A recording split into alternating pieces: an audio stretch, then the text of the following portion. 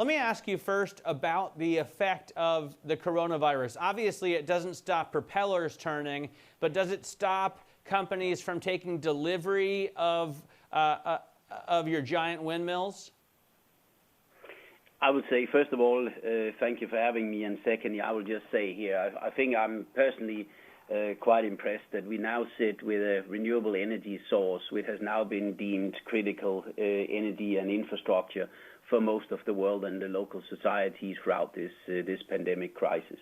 That has also meant that throughout the last 3 months we have had major part of our employees working either on site, in factories, or with customers closely in making, first of all, the turbines running, but secondly also manufacturing turbines to put up at construction sites from here. So in reality, I'm actually in a positive situation. I look towards that because I've been positively surprised to see how well we are running despite the COVID-19 is around in all societies.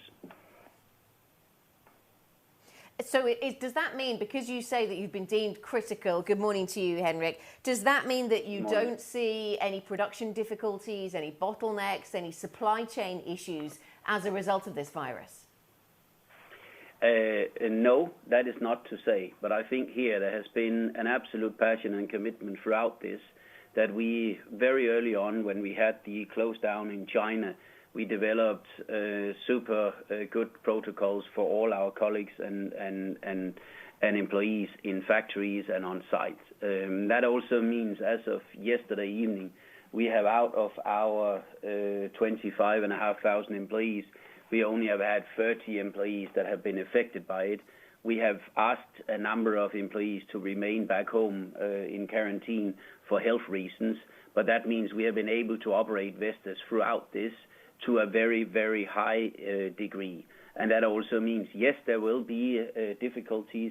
Yes, we have had some factories stop and go for either days or I think the longest we have had is 2 weeks, mainly in China. Most of our American, South American, and also European factories have had stop and goes of days, but literally right now are working to plus 80% of capacity. So on the supply side, basically you've had some hiccups in the chain and at your factories, but it's faring better than you could have anticipated, knowing how bad this crisis is. I wonder on the demand side what it looks like, especially in the U.S., Henrik, because 2020 was anticipated to be a really strong year for U.S. installations due to the production tax credit step down. How does it look right now? It looks still very busy. And it still looks very tight in terms of also both manufacturing and also delivery schedule. I think there will be certain delays simply because there is a tight resource in the U.S.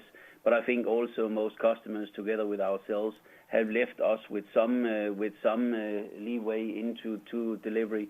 Most customers avoided Q4 deliveries in the originally planned. Now we are probably going to take part of Q4 and some of the first weeks in Q4 for those deliveries. So I think we are working diligently towards the delivery of that. That is also why you can see in the Q1 we have been very insisting on keep manufacturing and also either shipping and putting up for delivery our projects, because it is meant to be a very busy year, and we still believe it will be a very busy year.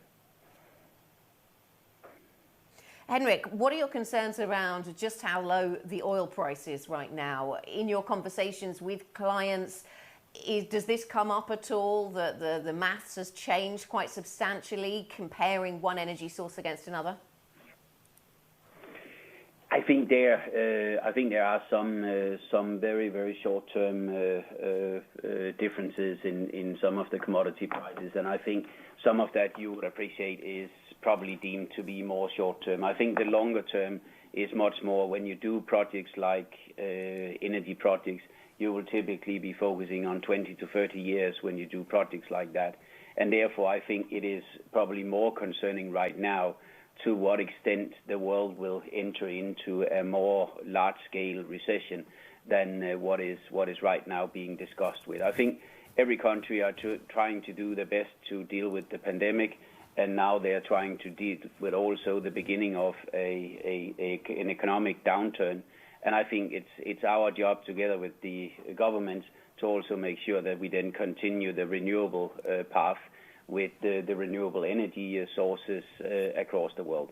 That one I'm not so concerned of.